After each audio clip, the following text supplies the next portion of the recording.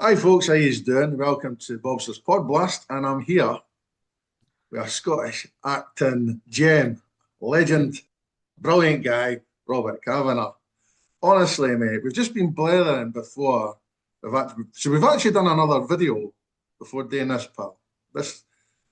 What was it like? Just it was like, we're like old mates in a pub, eh? I think that's just what the Scots do, though. We're all good at having a chat. We're all sociable creatures. Totally, man, absolutely. But that was just brilliant. Honestly, I could have just been here all day, just blaring away if it wasn't for doing this. But Yeah, yeah, you no know, worries. you know, it's obviously you're like myself, an Edinburgh lad, but like born here. So I mean, what do you remember about your childhood? I mean, like in Edinburgh, especially. I don't. I've got mixed thoughts about my childhood. I don't remember my childhood being particularly. I don't remember it being awful because when you're a kid, everything's an adventure. Aye. But I am. I do remember being bullied pretty mercilessly at high school, and I also I was in a road accident when I was a kid. When I was 11, I got Mhm. run down just actually just outside the sick kids hospital on Melville. Is it Melville Road or Terrace? The one that's parallel to Melville Drive. Yeah. And I got run down, and I was in hospital for a long time. I Mhm. was in hospital for about a year and Yeah. a bit. So all of my teen years were taken up with being in and out of hospital. Mhm. My kind of right leg got a bit mashed up, and so that was it. And then by the time I kind of emerged from school, and I left school a year early because I used to get so bullied at school. That was at Mhm. Gillespie's that I left a year early to go and do my A levels. Do you remember Stevenson College out at Sight Hill? Aye. I went out there and that's when I feel my life began to kind of be my own. You know what I mean? Mhm. Up until that point, I mean, but then having said that, I do have fond memories of playing with my soldiers and my action men and all that kind of stuff. And thinking it'd be quite nice to be Superman, James Bond, or Elvis Presley. But that's the thing. It's like, I mean, were you speaking about that? I was badly bullied at school as well. Oh yeah, But bloody it's hell. all, but this, oh yeah, I was the wee fat kid in school, and I got picked on and all that stuff. But if it wasn't for my love of film, I loved Star Wars, Yeah, sci-fi stuff like that got me by. I used to love watching film when I was younger, yeah. and Raiders of the Lost Ark and all those Mm. type of films. Loved those movies. And and it was, it's funny talking about Raiders of well, Indiana Jones. Not so long ago, I was chatting to Julian Glover, Oh yeah. and he's a lovely man, such a lovely, lovely guy. And he was giving me tips on like filmmaking rather than Mm. just acting and stuff. And it was really invaluable, lovely guy. And just Yeah. he'd get out his way to help people. He's like not one of these actors that are like snobby and think they're too good to chat to Mm. people. Genuine, lovely man. Absolutely I lovely. th I think most people in this business, most people are genuinely nice people, and that's because they're glad to be in the business. I Mhm. think that am I allowed to swear on this? Swear away, mate. So a very well-known actor who played my dad in, or I played his son in one of my first jobs out of college, asked me how I was coping with the attention because I was beginning to kind of get my name out there, and I said, "Oh, I'm 28, mate." I said, "I graduated late. I'm kind of over myself." And he said, "Good." He said, "But remember this." So I think that, and I realize that most people that I've ever met in this business that aren't nice, they're usually just going through something, and it's such an insecure business Yeah. that the two actors that I didn't like working with very much, I look back on them, and they were both Scots, and they're both very well known. Um, Mhm.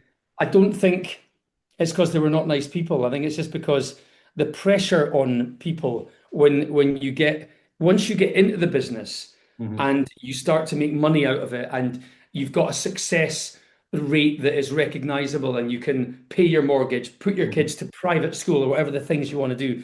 Mhm. You've then got to maintain that, and your life is usually based on the roll of a dice. So you might be the star of a show 1 minute, but you might be completely forgotten the next. Yeah. And yet your bills have still got to be paid. Mhm. And you've not done anything wrong. You might be the name on everyone's lips for 5 minutes.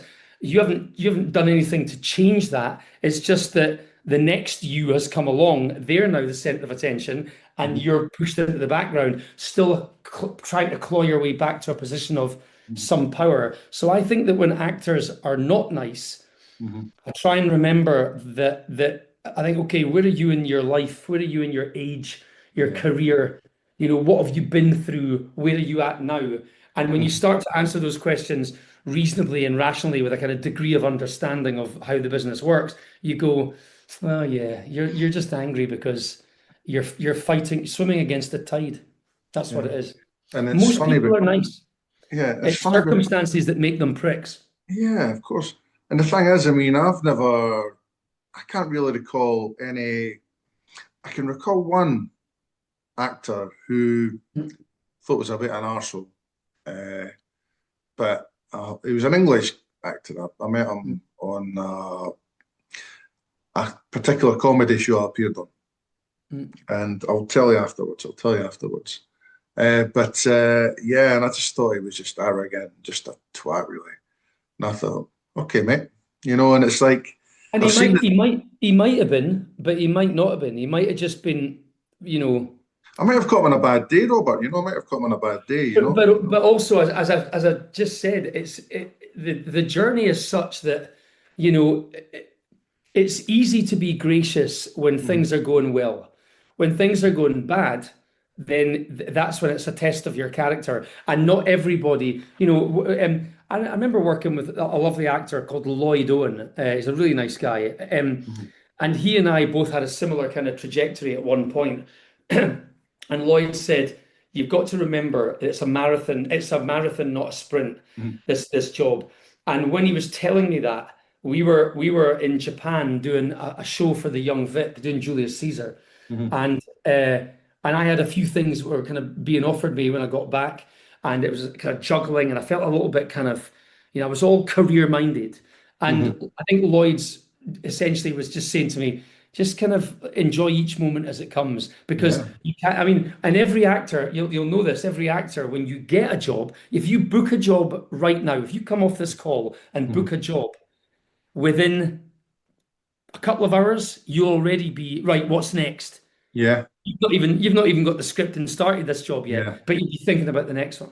Yeah. And And, that's the and, thing and is, it's the same as whenever you get paid money. If you get paid, I remember on Cracker, which was one Mhm. of, I think it was my second or third big thing as a regular character. Mhm. And I'd only been out of college a year, not even a year when I got Cracker. I was, I'd just done a big thing for Linda LaPlante. I'd done a big thing with Derek Jacobi, and then Mhm. Cracker. And I remember my mate and I, he got Soldier Soldier and I got Cracker. And we went to Greece for a holiday to celebrate getting these jobs. And we were working out, what if we got paid that amount? And we were going, oh man, wouldn't that be fucking great? And there was a day where we both had to phone our agents from this little island off Athens called Egina. And we had to Mhm. phone our agents to find out what the money was going to be because we didn't know what the money was going to be yet. So he went in first and he came out and he was like, I got whatever the sum was that he got, it was the sum that we fantasized that he would get, right? Yeah. And then I phoned my agent and I came out and he went, and I was in shock. And he said, is it not as good? I went, it's about 5 or 6 times more than that. And we're like, and he was like, seriously? And actually, it kind of silenced us in a almost negative way because I Mhm. couldn't quite take it in. And I remember that no one in my family had ever had, it wasn't a ton of money, but no one had had that much money in my family, in their bank account, in their life. And I was about to have that land in my account. But that night when we went out for dinner, which was on me, by the way, you're fucking paying for dinner, Robert. When we went out for dinner that night, I began to work out what I needed to get on the housing ladder, to buy a flat, put Mhm. down a decent deposit. And by the end of that dinner, I didn't think that what I was going to get was enough. And I, Mhm. and I remember saying, if only I'd got X amount more. And then I went, wait a fucking minute, wait a minute. I was happy before I got any money. Yeah.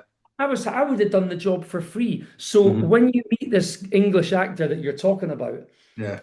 he might be struggling to keep his. I know many actors that have done phenomenally well, Hmm. and then within 2 years of doing phenomenally well, they can't get arrested, and they're now trying to keep the mortgage going on their house. Hmm. And those are the things that might, and then suddenly you get a job. Hmm. I work with a lovely Australian actor who lives in England, and he's done a lot of movies. And we did a film together up in Newcastle about 8 weeks ago, I think. Hmm.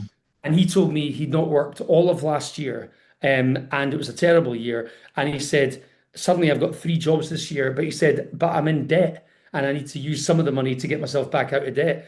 So that's the when you're just an actor, Hmm. you're relying on a dice being rolled in your favor, Yeah. and the phone rings to say, "Oh, guess what? Saved by the Bell." My stepdad says to me all the time, "You'll be all right, son. You get fucking saved by the bell," and that's what he says.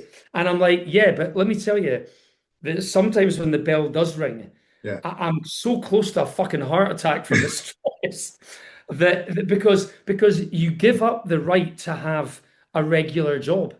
because you've got to be available all the time. Which is, the other thing that I'm doing right now is I've written my second feature film, which has now got the money, and we've got our cast, and we're motoring towards starting pre-production on the Hmm. 13th of October. But I had a 90-minute chat with my producers this morning, of which I am one, before Hmm. you,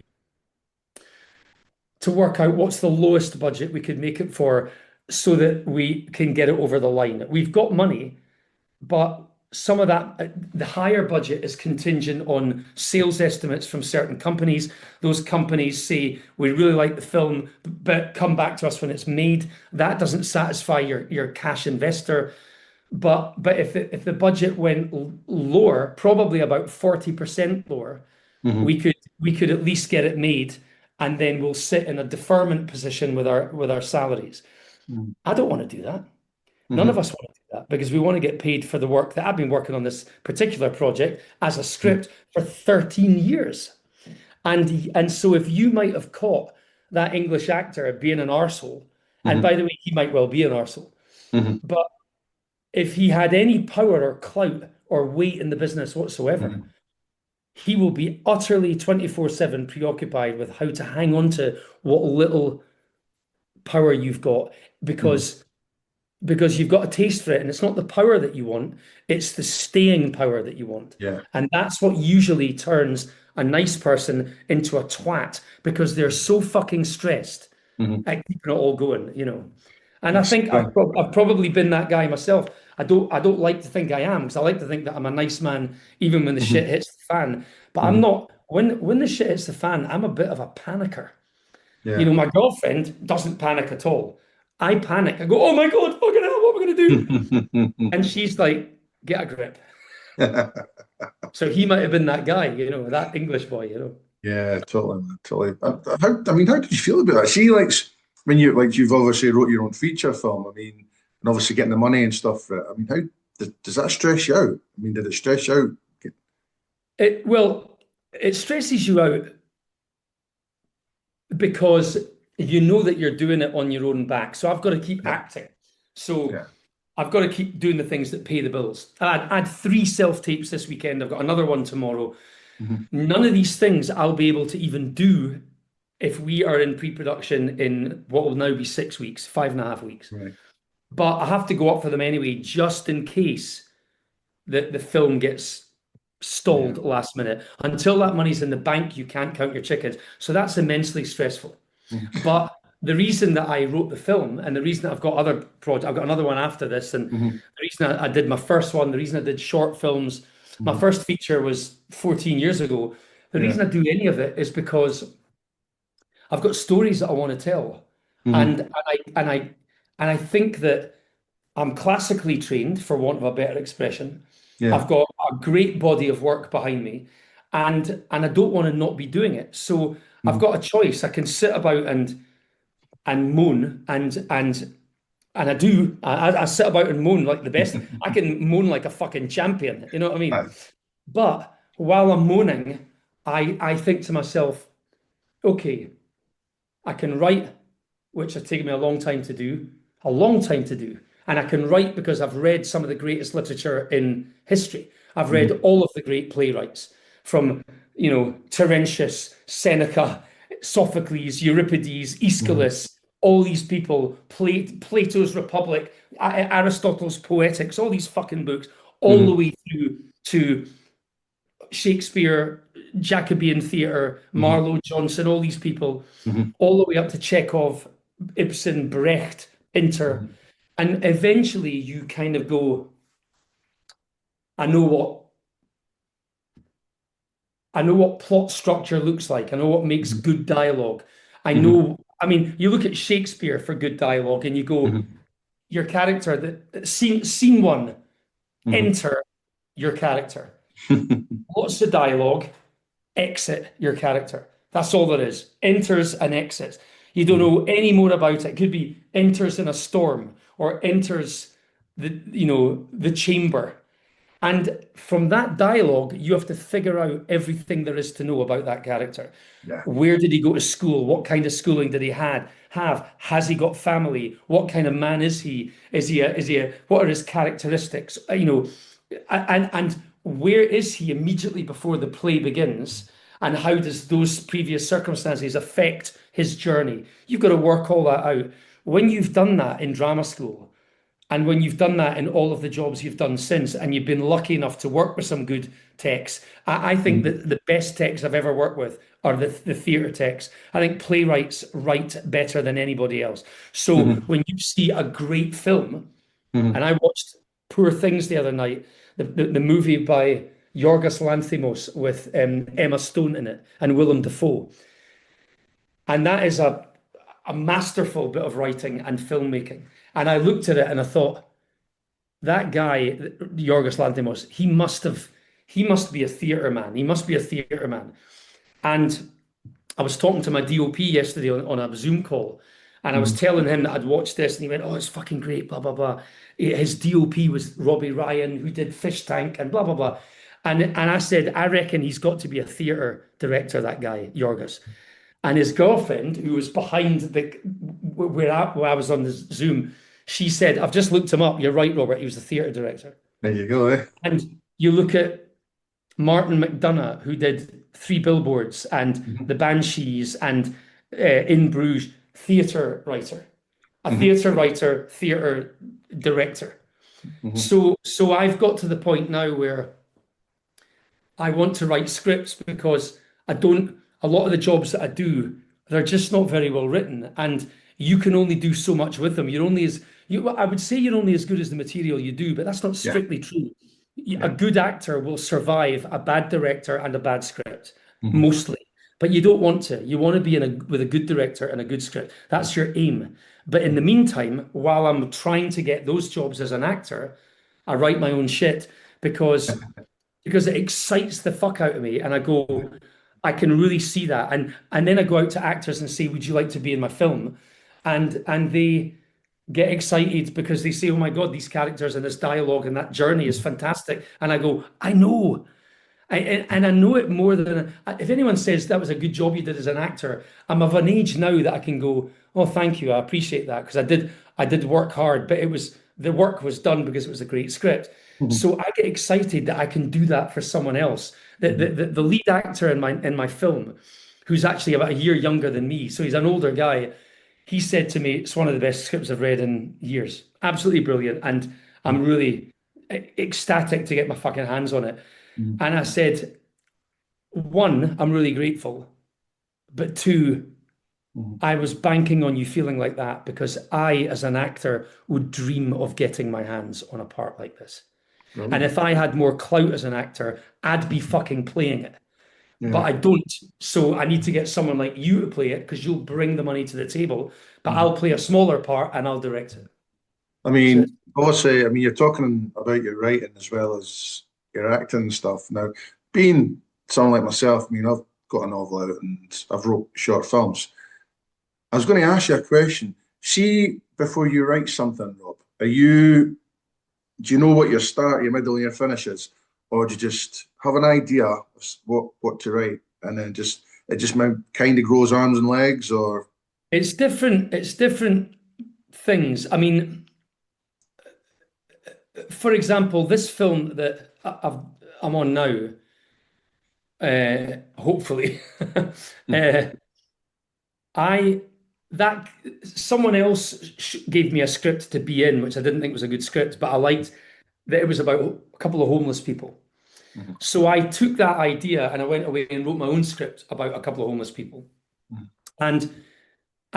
But you can't just come up with a story about homeless people. You have to know why you're writing it. And I realized that when I was coming up with like the idea and the premise and the themes, I realized that I'm quite interested in social justice. I'm really fucking annoyed about the disparity between the wealth and the poverty of this world, which has got worse than it has ever been. I'm really concerned about cancel culture. I think that woke is fantastic, but cancel is awful. And I watch people's lives be upended just because someone has said things about them, whether it's true or not. However, I also believe in the Me Too movement, and I believe that, women have been, harassed as long as I can remember, and for all of millennia, women have been fucking harassed and hounded Yeah. and had to, and been intimidated and all that stuff. So Mhm. I'm always thinking about all these things because it Yeah. interests me, like it interests most people. And I look at how can I tell a story that taps into those things, but also that what's my motivation for the film might be I want to come up with a really good story that is dramatic but has the opportunity for really stylized visuals. I mean, I look at someone like Blade Runner. Blade Runner is one of my favorite films of all time, but it's not the best film in the world. But Yeah. it's just, but what it is, it's a detective, it's like a film noir detective story with a sci-fi veneer, which I Mhm. really love both those things. Mhm. Um, but the narrative is, why do we have to die? And could we meet God to ask for more life? That the Mhm. human question is, why do I have to die? I don't want to go. As Mhm. Rutger Hauer says, in his speech, he said, if you could only, what is it he says to his maker, if you could only see what I've seen with your eyes, Mhm. and it's horrible. All your memories, all your instincts, all your ideas, all your triumphs and failings and experiences will disappear, as he says in that film, like tears in In rain. the rain. Mhm. And so I'm looking constantly for what stories excite me. I like big stories that have budget and scale, but they're no good to me if they don't have a really brilliant central theme or narrative that makes sense. So I don't really give a fuck about Dune. Yeah. I've watched it, and the second one I just got bored. First one was tiresome. Yeah. I don't care about any films, even the new Superman. I enjoyed it, but I still think that the original, well, not the original, but the Christopher Reeve one was so Christopher much Reeve. better because it was simple. And I Mhm. feel that the Marvel universe has overcomplicated storytelling for Mhm. heroic characters. And I'd love to have the budget and to go and make a Superman story or a Batman Mhm. story. Although I think Christopher Nolan did a great job. So I think you can start from many different perspectives, but ultimately, you've got to know. Like I've got a mate of mine who's he's written a film about sexual abuse in the football world, Mhm. which is a very original idea. And he's passionate about that story. Now, I don't think his script is ready yet, but he's passionate about the story. And if he keeps going, he'll make it ready. So what you've got to do is know what story you want to tell. And by the Mhm. way, if you've only got the beginning of it, then don't worry about that. Look at what's the beginning of the story. Oh, well, Mhm. I'll tell you, the first thing I ever made was a short film with Rupert Graves, Billy Boyd, Mike Nardoni, Edward Hardwick, £86,000 to make a short film, 30 minutes long, called Soldier's Mhm. Leap. And I started, when I was on Cracker, I wanted to give the money back and fuck off because I hated what I was doing on Cracker. It was of no value to me as an actor whatsoever, Mhm. except it was valuable to me politically. It paid me that large amount of money, and I got to work with big names, and I was in a Mhm. flagship show. Did But you enjoy working with Robbie Coltrane? Was not massively, no. But no? but but he was very nice to me when no one else was around. Yeah. Um, but he was contrary, but I think that again, I think that Robbie is one of those people. When he was nice to me, I really liked him. But sometimes I didn't know if he was going to be nice to me or not 5 minutes later. And Yeah. I put that down to that's an example of he had a lot of pressure on his plate, a lot. Coltrane was, a very funny man and a very brilliant man and a very nice man. But on occasion I got a little window and I just thought, I don't understand what pressures are on your shoulders, so I can't comment about that. What I Yeah. know is that, everyone deserves the benefit of the doubt. So that's what you do. And, and he did amazing work. The guy had an amazing career. But I do know that what I was doing, I was brought in, I think, to Cracker as this young, fit, floppy-haired, kind of good-looking guy.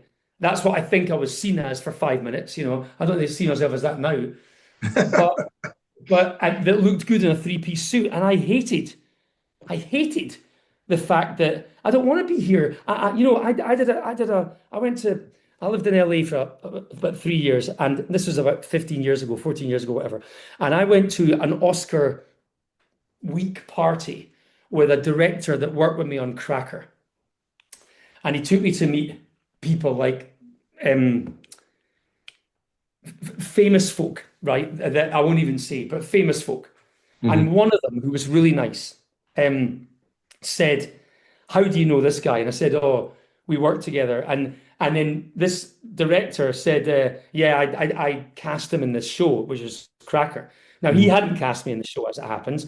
Someone else did, but I worked with him and I liked him, so I didn't correct him.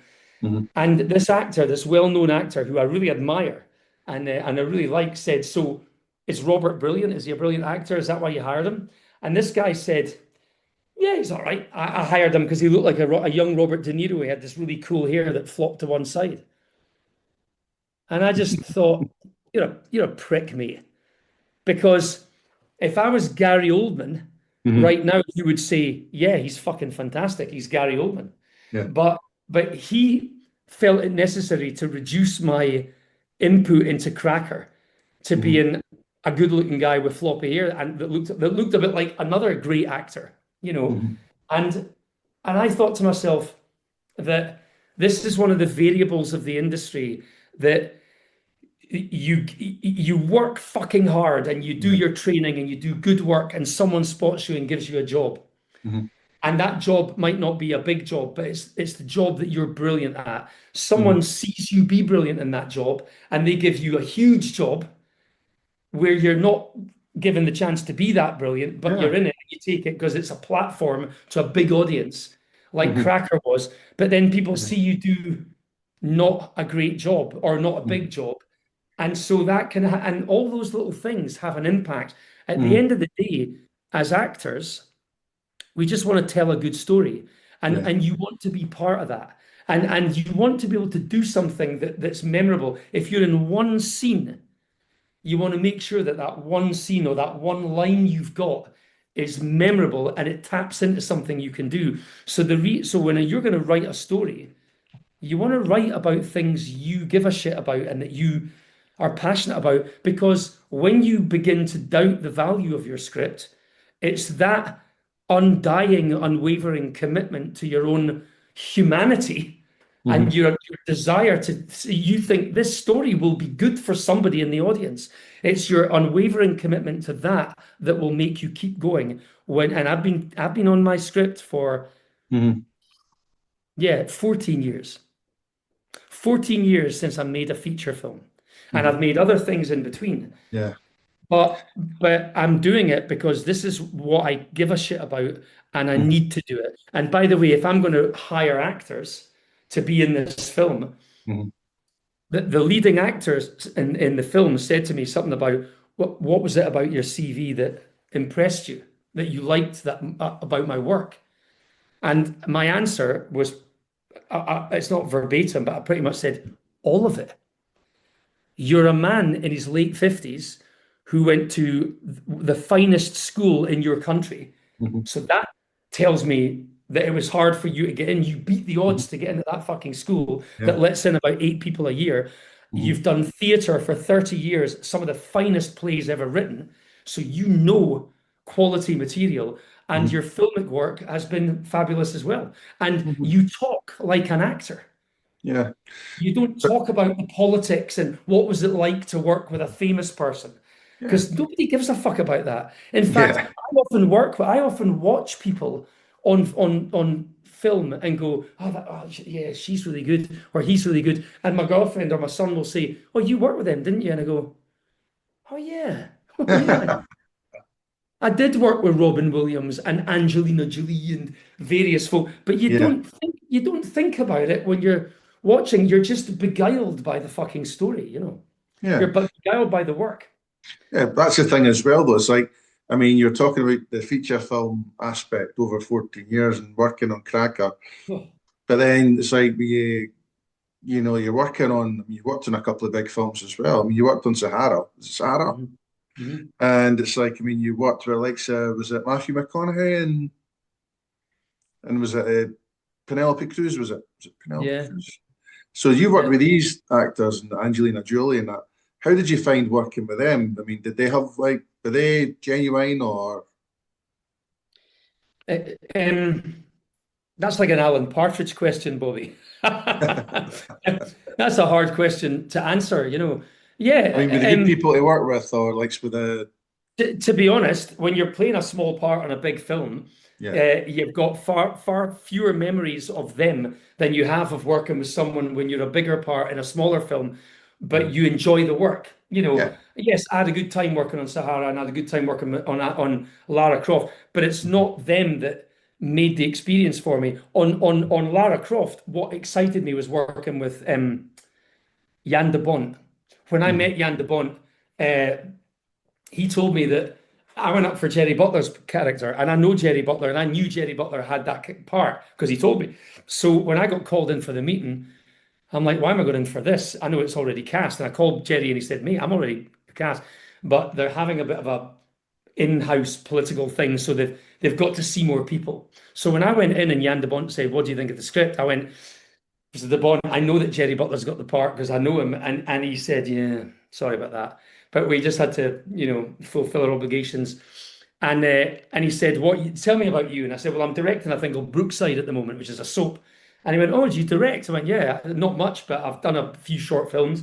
And because he's a cameraman and a director, we had a Mhm. great chat about directing, and that's all we did. I never even read for him. I never even read the script, but we had a great chat about directing, and 3 weeks later, he said Kevin McKidd was playing a part in Lara Croft. His schedule changed. He's no longer available.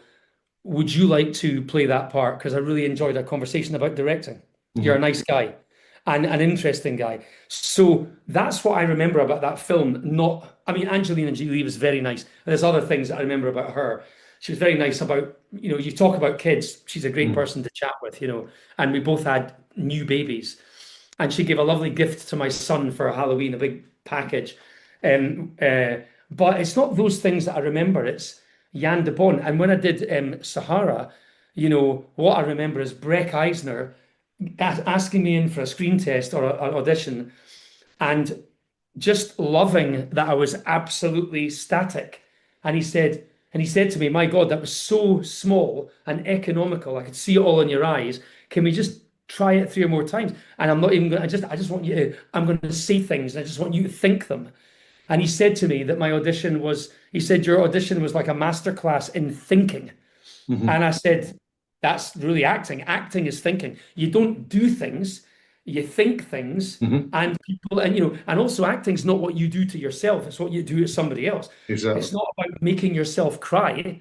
It's Mhm. about doing something to somebody else, or you know, that makes you cry, you know, if you have to cry, you know. Yeah. So those are the things I remember about the big projects. You know, I worked with Colin Firth last year on uh, Lockerbie. Mhm. But what excited me about working with Colin Firth, apart from his incredible body of work, is that he went to my drama school. And I was excited to be on set with, it's like if I work with Tom Hardy or Michael Fassbender or Paul Bettany, who's in my class, Hmm. Anne-Marie Duff, Helen McCrory, they're all people that went to my drama school and we all speak a similar language and Hmm. we're like a kind of little clique, like a little network. Hmm.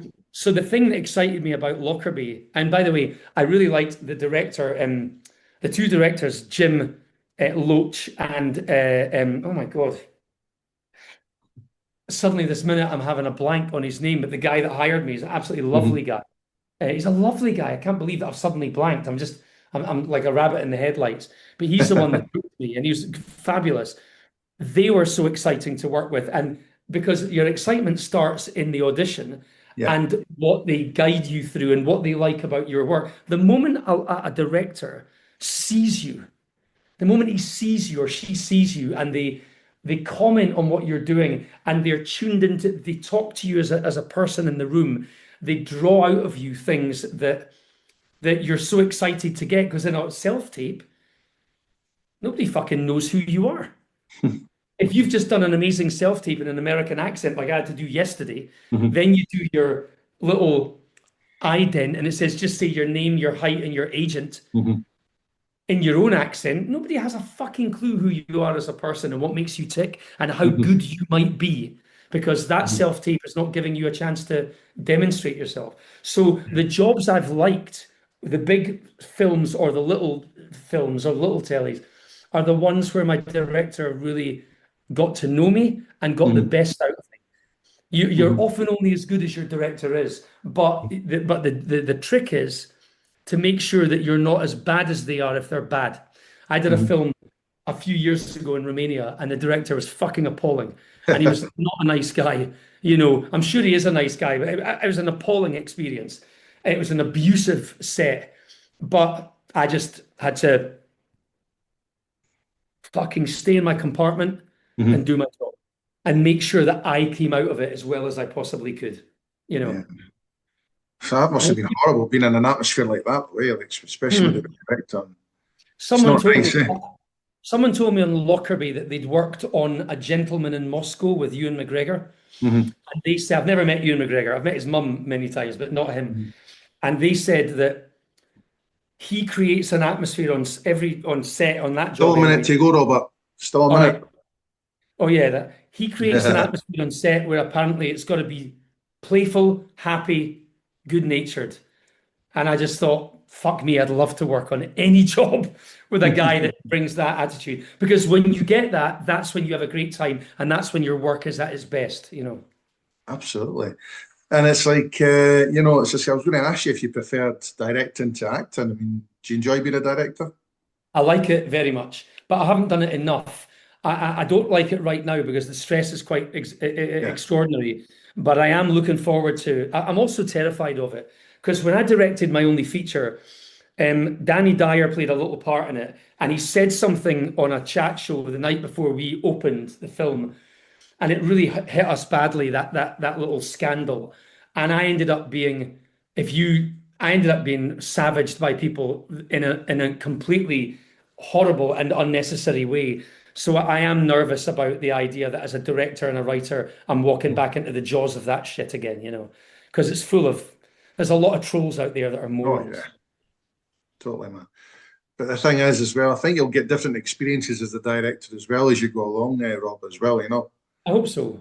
Yeah, good experiences at that as well. But I mean, Yeah. obviously, it's like a mixed bag, I suppose, especially when you're an actor as well, Yeah. you know? Yeah, we get what we get and we work with it. That's our job. Our job is just to Mhm. act, turn up and act.